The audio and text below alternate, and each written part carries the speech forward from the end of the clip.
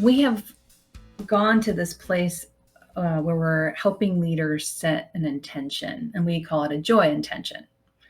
And what that means is we ask people to describe what they would like it to be on the team. What would they like it to be like on the team in general? But also, how would you like them to experience the change process? Not the change in the end, but the process of going through it.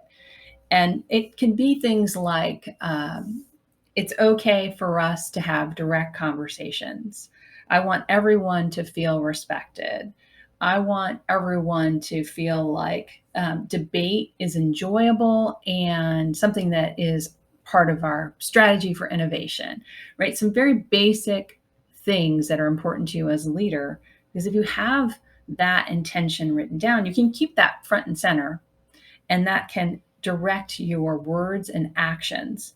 Eventually, people will get it, right? People will eventually see, oh, this is the culture that my leader is cultivating.